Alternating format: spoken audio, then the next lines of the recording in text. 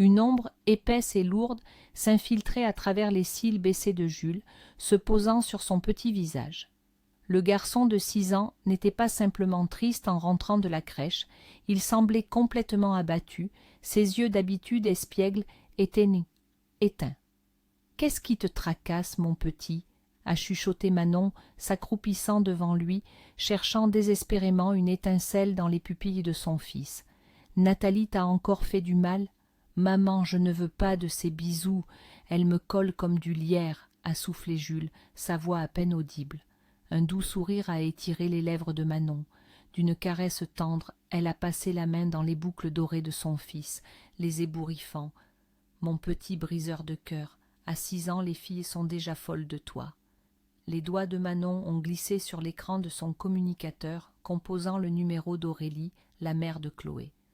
Leur maison était voisine, les murs communs semblaient respirer des histoires partagées. Aurélie, mon jeune don Juan, est rentré du royaume des jeunes âmes avec un soupir lourd. Il dit que les filles ne le laissent pas tranquille. Oui, moi-même, j'avais du mal à retenir un rire. Mais, ma chère, s'il te plaît, ne te vexe pas, mais pourrais-tu demander à Chloé d'arrêter d'essayer de l'embrasser ? Je comprends, ce ne sont que des jeux d'enfants, mais il souffre. Il est probablement gêné de refuser. Chloé, dans la voix de son amie, une sincère surprise a retenti. Ce n'est pas son genre. Bon, d'accord, je vais lui parler. Les femmes ont échangé encore quelques phrases sur le chaos de la maternité, et Manon, après avoir terminé la conversation, a pris une profonde inspiration. Comme c'était bien que son ami de longue date n'ait pas mal pris ces mots. 2 jours plus tard, après avoir récupéré Jules à la crèche, Manon l'a installé à table où les attendait déjà Sébastien, le chef de leur petite tribu. Avec un sourire ironique, elle a demandé « Alors, les filles qui te poursuivaient ont lâché l'affaire ?»« Oui, maman. »« Et Chloé aussi ?»« On apprend un nouveau jeu. »« Lequel ?» Chloé se couche par terre et moi je me mets au-dessus, et je fais des pompes comme papa, mais avec les fesses. Ça s'appelle le jeu de l'ombre. La louche a tremblé dans la main de Manon, manquant de lui échapper. Le sourire a disparu de son visage, laissant place à une expression figée d'horreur.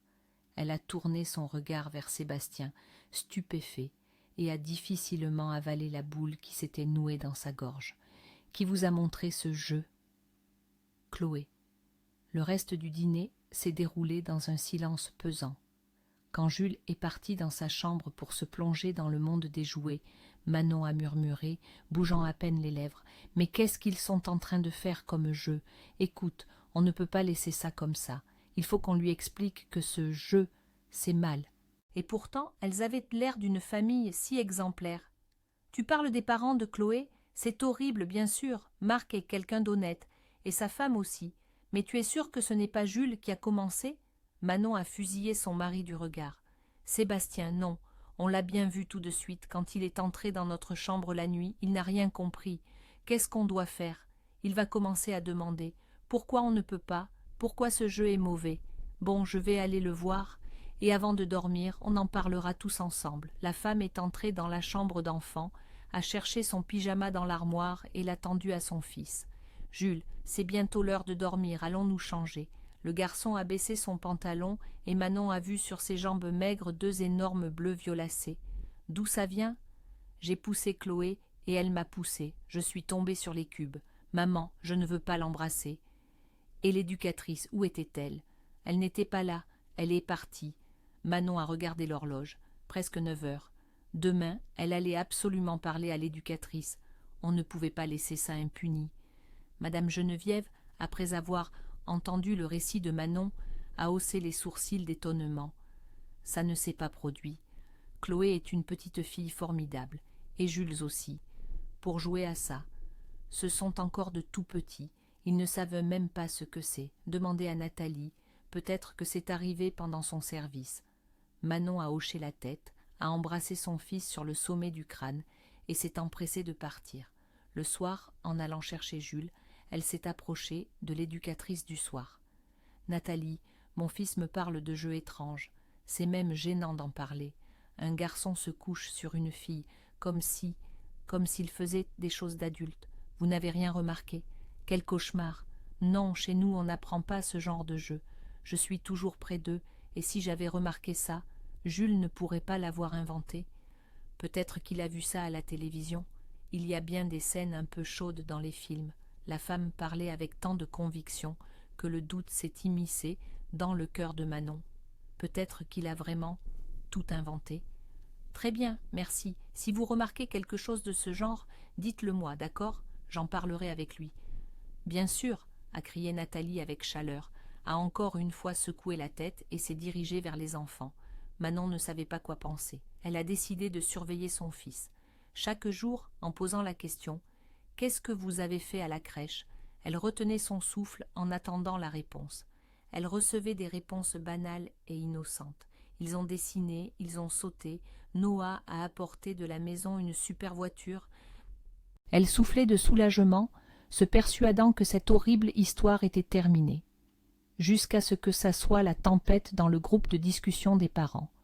Les enfants rentraient à la maison avec des marques, violacées, bleues, comme des traces de batailles invisibles, et, ce qui était le plus terrible, ils accusaient tous Jules. « C'est votre fils qui a frappé mon Hugo. Expliquez à votre enfant qu'il ne faut pas faire de mal aux autres, sinon c'est moi-même qui vais lui expliquer de manière à ce qu'il s'en souvienne. » Manon tapait frénétiquement des réponses. Jules n'aurait pas pu, c'est un gentil garçon, il a même pitié de l'araignée dans le conte, et les éducatrices ne disent que du bien de lui. Et on lui répondait « Je ne sais pas ce qui lui est arrivé, mais il est devenu agressif. Il a laissé un bleu sur le bras d'Alice, il a lancé une voiture sur Enzo. Peut-être que c'est une pratique chez vous, il prend l'exemple de quelqu'un. » Et ensuite des conseils sur la façon de se comporter pour une femme si ça ne va pas à la maison. Les mères lançaient des numéros de psychologues, de centres d'aide psychologique. Une a même conseillé un psychiatre pour les enfants avec des troubles du développement. Un harcèlement bienveillant a commencé, lent et étouffant. Manon entrait à la crèche en cachant ses yeux pleins de culpabilité. La conversation avec son fils n'avait rien donné. « Jules, mon soleil, on m'a dit que tu embêtes les enfants à la crèche, c'est vrai ?» Le fils s'est tu. Il s'est détourné, se mettant à faire rouler une voiture sur le sol. « Mon petit, dis à maman, peut-être qu'ils t'embêtent et que tu leur réponds. » Le garçon n'a pas voulu parler pendant longtemps. Manon a tout essayé, la sévérité, la douceur, la persuasion. L'aveu de l'enfant l'a bouleversé. À contre-cœur, gêné, il a marmonné. « Chloé me dit qui il faut frapper. » « Et tu l'écoutes? Pourquoi ?» Manon a appelé la mère de Chloé, et elle a reçu un refus catégorique. « Ma fille n'y est pour rien, je l'ai interrogée, Jules frappe bien les autres enfants. Il dit que Chloé les lui montre du doigt. Ce n'est pas vrai. J'ai demandé à ma fille, elle dit qu'elle ne parle plus du tout à Jules maintenant. » Sébastien était assis à table, essayant de réparer une imprimante cassée. Manon est entrée tremblant d'émotion. « Qu'est-ce qu'on fait ? Jules ne dit rien, et si on le harcelait là-bas? Eh bien, on pourrait aller voir Madame Dubois, la directrice, pour se plaindre. » L'éducatrice du soir, Nathalie, elle vient d'arriver?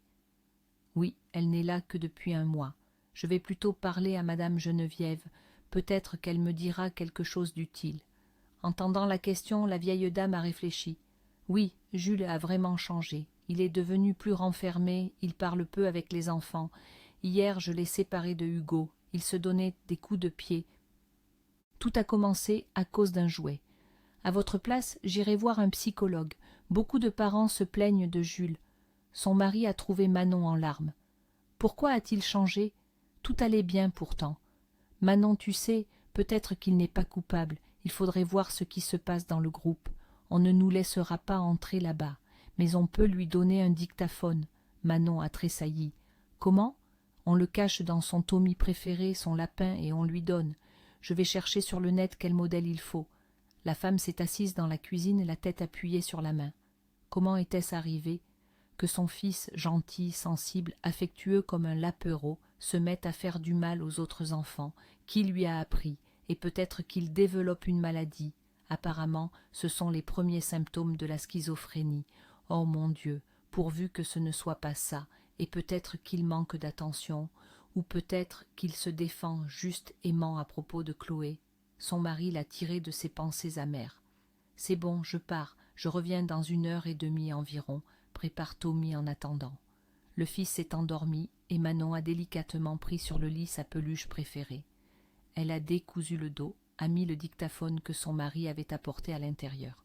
« Et la télécommande, c'est pourquoi ? Quand tu sortiras du groupe, tu appuies. Tu ne vas pas commencer à appuyer sur le ventre de la peluche devant tout le monde. » En préparant Jules pour la crèche, Manon lui a donné Tommy. « Mon Tommy m'a dit qu'il voulait aller à la crèche et te réconcilier avec les autres enfants. » Le garçon a enveloppé son ami en peluche dans son écharpe et l'a serré contre lui. Après avoir fait entrer son fils dans le groupe, Manon a appuyé sur la télécommande. Elle a appelé son mari. « Alors, tu écoutes ? » ?»« Oui, ils sont en train de prendre leur petit déjeuner. Sébastien avait demandé une autorisation d'absence exprès pour aider sa femme.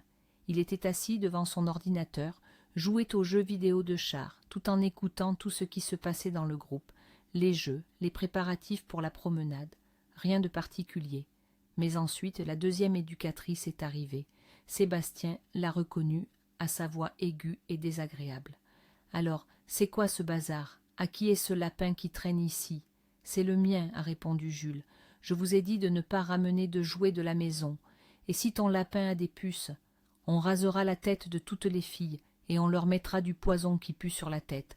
Je vais le mettre dans le local de service et je le rendrai quand les parents viendront. » Ensuite, on a entendu du remue-ménage, du bruit de pas dans l'escalier et soudain une voix d'homme. « Enfin tu es là. »« Ah, ma petite chatte. Non, pas sur la table, le pied est fragile. Oh, Nati, qu'est-ce que tu me fais ?» Au bruit des baisers et des soupirs, Sébastien a compris ce qui se passait dans le local de service.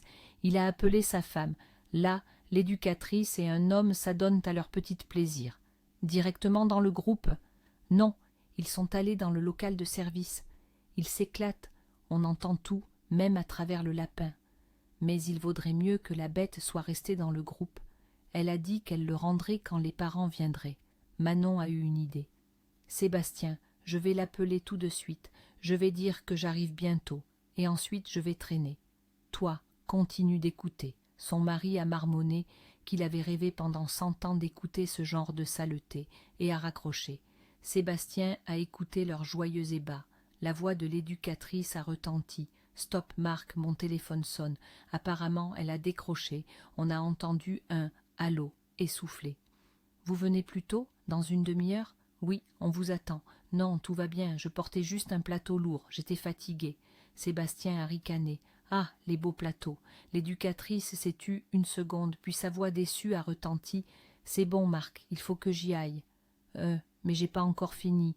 On se voit demain. Une idiote a décidé de débarquer plus tôt pour son môme. Et demain, j'emmènerai Chloé avec moi, elle surveillera les enfants. » Sébastien a immédiatement appelé sa femme. « Tu sais ce qu'elle a dit ? Qu'elle emmènera Chloé demain pour lui laisser les enfants et filer à un rendez-vous. C'est dingue, ils sont tous comme ça ou quoi ? On n'a pas de Chloé. L'auxiliaire, la cuisinière, la prof de musique ont d'autres noms. Elle a laissé le lapin dans le local de service. Je ne sais pas, ils n'ont pas encore fini. Oh, elle arrive. Elle est entrée voir les enfants. Elle engueule un certain Enzo. Bon, je vais continuer d'écouter. Peut-être que je saurai qui est cette Chloé. » Manon a frappé à la porte et a vu Jules, assis seul sur une chaise. En voyant sa maman, le petit s'est réjoui, s'est précipité vers elle, s'est serré fort contre ses jambes. « Maman !» À son cri de joie, Nathalie est sortie de la chambre à coucher. Avec un sourire mielleux sur le visage, mais retenant à peine sa colère, elle a demandé « Vous vouliez venir chercher Jules plus tôt, n'est-ce pas ? » « Je n'ai pas pu, je venais juste de m'habiller, mon chef a appelé. Et il ne m'a pas laissé partir avant que j'aie fini son dossier. Comment s'est-il comporté ? Mal. Il s'est battu avec 3 enfants. Il a lancé un livre sur Alice.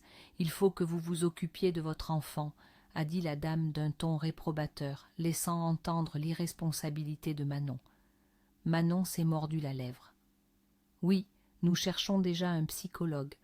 Jules m'a dit l'autre jour qu'il y avait une nouvelle petite fille dans le groupe. Chloé.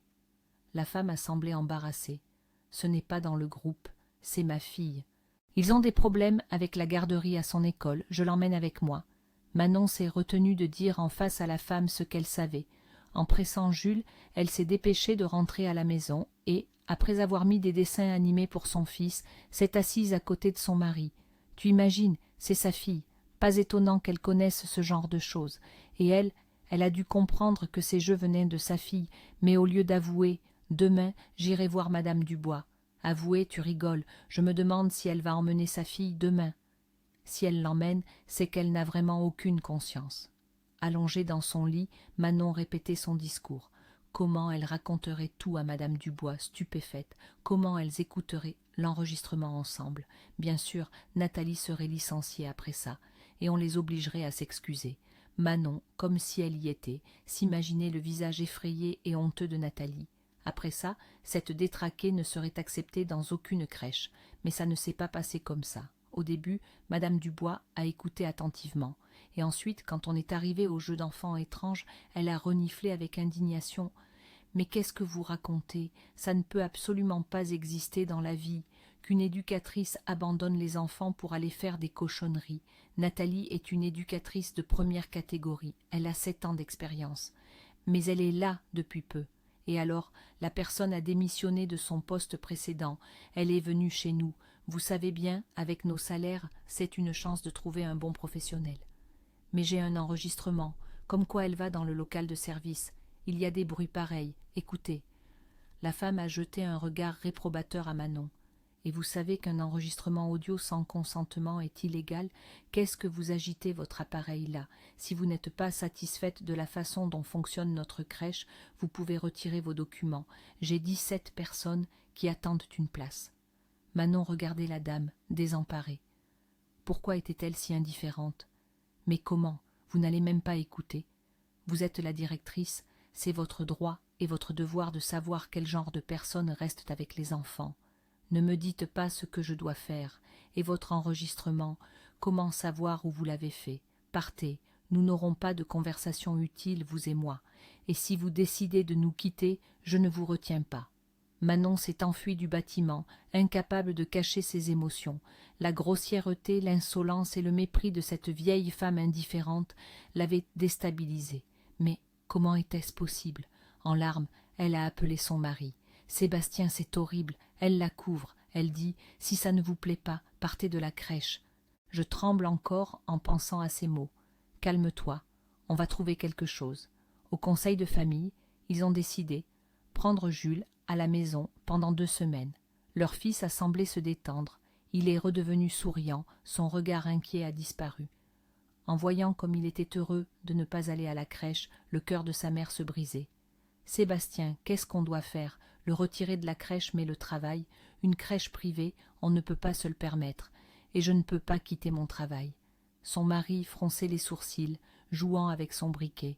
« Mais on ne peut pas le laisser là-bas. Et si Nathalie commence à se venger de lui? Je ne comprends pas du tout pourquoi nous devons souffrir à cause de cette détraquée, et pas seulement nous, mais tous les autres enfants. Peut-être mettre l'enregistrement sur le groupe de discussion, a proposé Sébastien. C'est légal? On ne nous accuseront pas de diffamation? À la fin de la 2e semaine, après s'être rongée de pensées, de nouvelles décisions et d'hypothèses, la famille a décidé ceci, amener Jules à la crèche, et obtenir de vraies preuves de ce que faisait l'éducatrice au lieu de surveiller les enfants. Sébastien, mais comment faire ça? On ne peut pas mettre une caméra dans Tommy. Je ne sais pas, Manon. Réfléchissons encore 1 semaine. Le cœur lourd, Manon a emmené son fils à la crèche. Sur le chemin du retour, elle a appelé Aurélie. « Aurélie, voilà, j'ai compris pourquoi Jules mettait tout sur le dos de Chloé. Tu es chez toi? Je peux passer 20 minutes ?» La conversation s'est prolongée jusqu'au déjeuner. Son amie, après avoir écouté le récit, n'a pas vraiment cru au début, mais après avoir entendu l'enregistrement, « Manon, c'est juste horrible. Et madame Dubois t'a rembarré. Il faut envoyer cet enregistrement au procureur. Elle couvre sa nièce. » « Comment ça, sa nièce? Tu ne savais pas? Cette Nathalie est la nièce de madame Dubois. Quelle garce! Maintenant je comprends pourquoi elle a été comme ça avec moi. Mais, Aurélie, un enregistrement audio n'est pas une preuve. Il faut quelque chose de plus solide. On va mettre cet enregistrement sur le groupe de discussion tout de suite. Le problème est commun, il faut tous le résoudre ensemble. » Et après avoir brièvement décrit la situation, Aurélie a envoyé le fichier dans le groupe de discussion des parents. Le téléphone n'arrêtait pas de biper. Cette nouvelle a simplement fait exploser le groupe de parents. Certains n'ont pas cru, ont commencé à défendre l'éducatrice, mais la plupart, stupéfaits par la situation, étaient prêts à se battre. Ce qui a le plus indigné les parents, c'est l'indifférence de madame Dubois. Il faut les virer toutes les deux, qui sait ce qu'ils nous cachent d'autre. Un des pères a posé la question.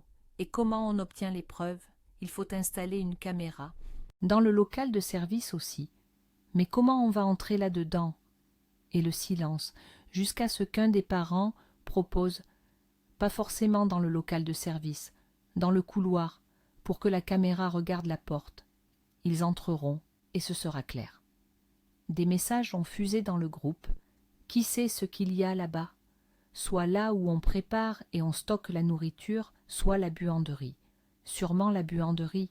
On prépare aussi le soir, et la femme de ménage lave et sèche, elle travaille jusqu'à 2 heures.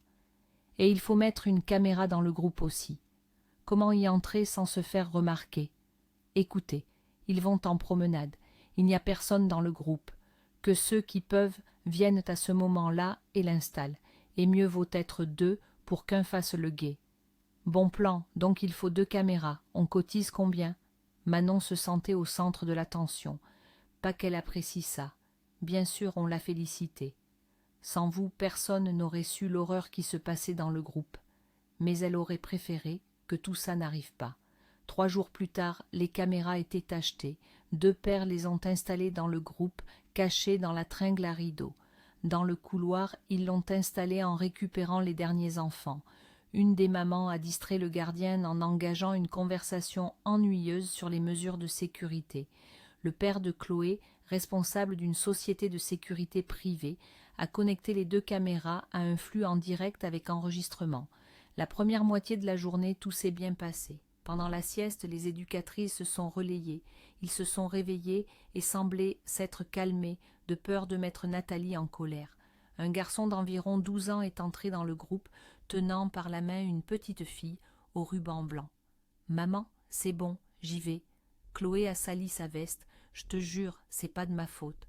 Va, mais sois rentrée à 8 heures. » Nathalie a serré la petite fille dans ses bras et a jeté un œil à l'horloge. « Va te changer et manger, je t'ai laissé à manger. » La petite fille est allée dans la chambre à coucher et est revenue une demi-heure plus tard. « Tiens, j'ai laissé un livre, lis-leur ça et je m'absente pour une affaire.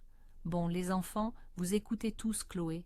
Je vais aller voir l'infirmière et je reviens après. » La femme a pris son téléphone et a appelé quelqu'un.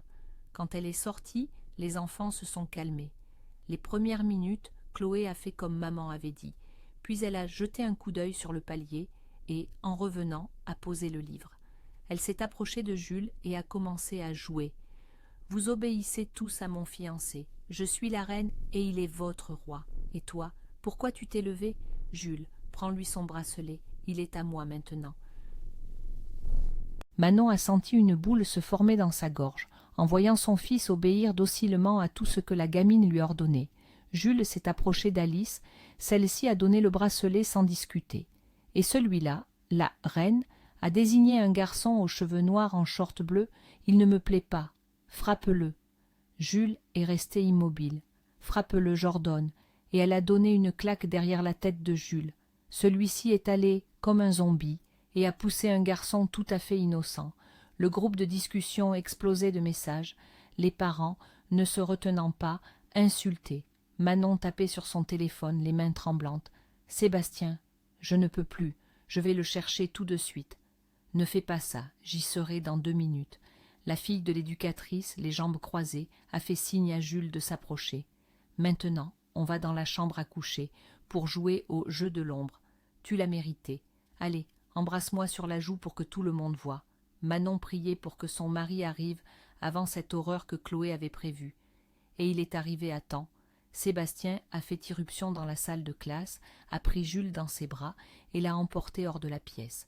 2 autres pères montaient la garde devant le local de service. La dame amoureuse y était entrée 15 minutes plus tôt. Juste après elle, en regardant autour de lui furtivement, s'était faufilé Marc, le gardien. Quelques minutes plus tard, Aurélie a traîné madame Dubois qui se débattait jusqu'à la porte. « Qu'est-ce que vous avez inventé? De quel droit filmer ici ?» Faisant sa matamore, comme une poule importante, elle a lancé un regard méprisant au papa. Et qu'est-ce que vous faites planté là? Un des hommes a frappé à la porte du local de service. Sortez, vous avez assez rigolé, on vous attend tous. On a entendu un bruit à l'intérieur. Arrêtez de vous cacher, tout le monde sait. Nathalie, ta tante est là, sors. Quel dommage qu'il n'y ait pas eu de caméra dans le local même. Manon rêvait de voir leur visage quand ils ont compris toute la situation. Mais le couple avait peur de sortir. Ils sont restés là, espérant que tout le monde partirait. Jamais. Les spectateurs arrivaient. Une douzaine de parents s'étaient rassemblés avant que le loquet de la buanderie ne grince. Le nez en l'air, Nathalie est sortie la première. Les lèvres pincées, elle a balayé l'assemblée du regard. Mais la peur et l'humiliation se lisaient dans ses yeux. Elle est passée d'un pas lourd devant sa tante, qui se tenait avec une mine dépitée, et a lancé « C'est illégal, vous portez atteinte à ma vie privée. Allez vous trémousser ailleurs », a dit un des papas avec un sourire moqueur, et la foule a éclaté de rire. Humiliée, Nathalie a couru vers le groupe. Le gardien Marc est sorti après elle. Celui-ci n'a pas fait semblant d'être un héros et a levé les mains d'un air maladroit. « Ne vous énervez pas, je vais donner ma démission. » On a entendu des pas dans l'escalier. Les joues rouges de honte, entraînant sa fille par la main, Nathalie descendait l'escalier. Elle a jeté un regard furieux à Manon et, en tirant sa fille par la main, est sortie.